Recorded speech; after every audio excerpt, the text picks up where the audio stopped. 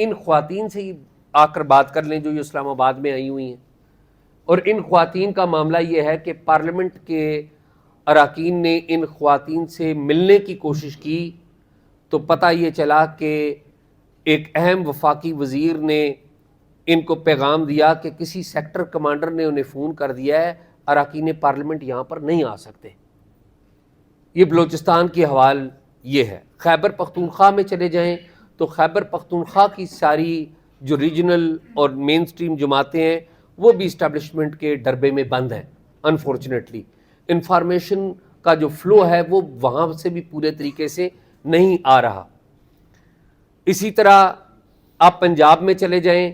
پنجاب میں ہم سب کو پتہ ہے یہاں پر زیادہ اکثریت پنجاب سے ہے کہ الیکشنز کس طریقے سے ہوئے اور کس طریقے سے جو مین سٹریم میڈیا ہے اس وقت بظاہر آپ کو لگ رہا ہے کہ آزاد ہے لیکن ایکچولی آزاد نہیں ہے.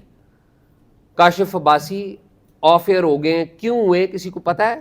کس قانون کے تحت ہوئے ہیں کسی کو پتہ ہے؟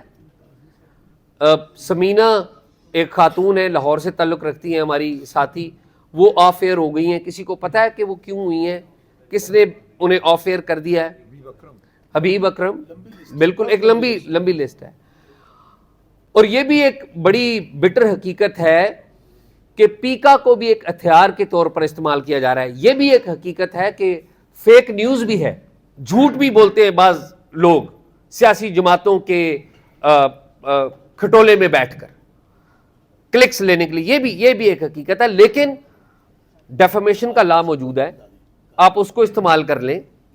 اور طریقہ کار موجود ہیں. آج آپ دیکھیے ایک جرنلسٹ ہے سندھ کے, امداد سومرو ان کا نام ہے, اور انہوں نے رائٹ ٹو انفارمیشن لا کے تحت سندھ کا پبلک سروس کمیشن ہے اس سے کچھ معلومات مانگی, ان کے اوپر آپ نے مقدمہ دائر کر دیا. مرکز کی صورتحال تھوڑا سا ہم نے بات کر لی کہ کاشف عباسی کس طریقے سے آف ایئر کر دیے گئے ہیں, ان کے اور ان کی اہلیہ کے جو اکاؤنٹس ہیں وہ بند کر دیے گئے تھے. مجھے ابھی لیٹسٹ سچویشن نہیں پتا, انہیں کچھ بتایا یہ جا رہا تھا کہ حکومت کی طرف سے رابطہ کر کے انہیں کہا گیا کہ آپ کے اکاؤنٹس کھول رہے ہیں. اور بھی بہت سارے ساتھیوں کے یہاں پر اکاؤنٹس بند کیے گئے ہیں. بلال غوری ان کے اکاؤنٹ بند کیے گئے, اسد طور یہاں پر بیٹھے ہیں ان کے اکاؤنٹ بھی بند کیے گئے. کچھ عرصہ پہلے تک متی اللہ کے اکاؤنٹ بھی یہاں پر بند تھے. اسلام آباد میں جو مین سٹریم میڈیا آ رہا ہے, جو 7, 8, 9, 10 بجے کے پروگرام آ رہے ہیں, انفارچونیٹلی وہ اپرووڈ ٹروتھ ہے, وہ لائیو نہیں ہے. اپرووڈ, آفیشلی اپرووڈ ٹروتھ ہے جو آپ دکھا سکتے ہیں. جو چیزیں آپ دکھا نہیں سکتے وہ ان پروگرامز کا ایجنڈا ہی نہیں ہے. ان پروگرامز کا ایجنڈا ہی نہیں ہے. پچھلے دنوں 5 ججز اسلام آباد ہائی کورٹ کے گئے سپریم کورٹ آف پاکستان میں. آپ اٹھا کر دیکھ لیں کتنے ٹی وی چینلز ہیں جنہوں نے اپنی ڈسکشن کا ایجنڈا ڈیٹیل کے ساتھ ان کو بنایا. نہیں ہے کیونکہ اجازت نہیں ہے, اور اجازت کہاں سے نہیں ہے ہم سب کو پتا ہے کہاں سے نہیں ہے.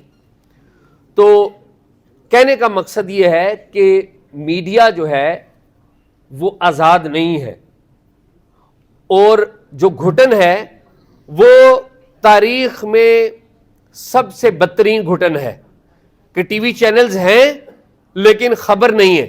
اخبارات بند ہوتے جا رہے ہیں کیونکہ لوگوں کا جو ٹرسٹ ہے وہ بھی آہستہ آہستہ ٹی وی چینلز کے اوپر ختم ہوتا جا رہا ہے, کیونکہ ٹی وی چینلز اگر لوگوں کی بات نہیں کریں گے تو ٹرسٹ بھی نہیں ہوگا. اس ساری صورتحال میں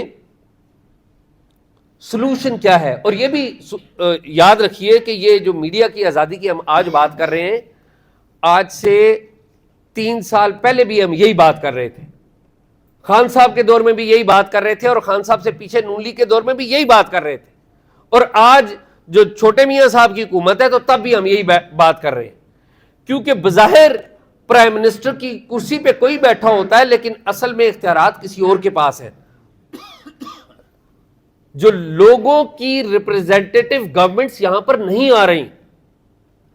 تو مسئلہ کیا ہے؟ مسئلہ یہ ہے کہ اس ملک میں میڈیا کی آزادی, یا آپ لوگ یہاں پر عدلیہ کی آزادی کی بات کر رہے ہیں, عدلیہ کی آزادی اور میڈیا کی آزادی جڑے ہوئے ہیں پاکستان میں جمہوریت کی آزادی سے.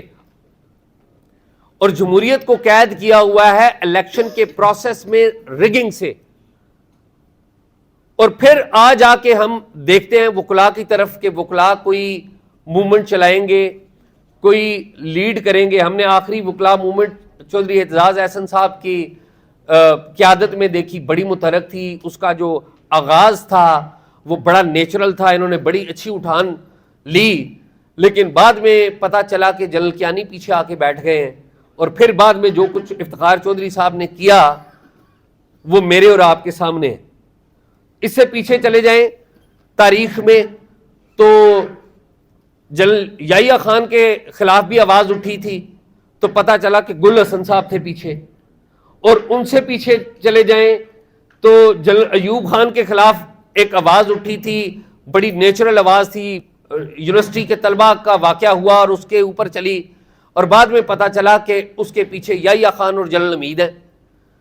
مسئلہ اس ملک کا یہ بن گیا ہے انفارچونیٹلی کہ تحریکیں بھی اس ملک میں جعلی چلتی ہیں. پلیز مجھے معاف کریے گا, انفارچونیٹلی تحریکیں بھی اشاروں پہ چلتی ہیں, یا نیچرل چل جائیں تو اس کی قیادت کو یا ان کے اندر سے بندوں کو ہائی جیک کر لیا جاتا ہے. پرابلم یہ ہے. اب آپ لوگ یہاں پر اکٹھے ہوئے ہیں, مجھے کسی آپ کی نیت کے اوپر ڈاؤٹ نہیں ہے کہ آپ اچھی نیت کے ساتھ اکٹھے ہوئے ہیں, لیکن مجھے اس بات کا ضرور ڈر ہے کہ بہت سارے لوگ, ہمارے میڈیا کے بھی بہت بڑے بڑے نام, بڑے بڑے ٹی وی اینکر, کھوسا صاحب کو بھی پتا ہے, چودھری اعزاز صاحب کو بھی پتا ہے, اکرم صاحب کو بھی پتا ہے, رات کے پرائم ٹائم شو کرتے ہیں.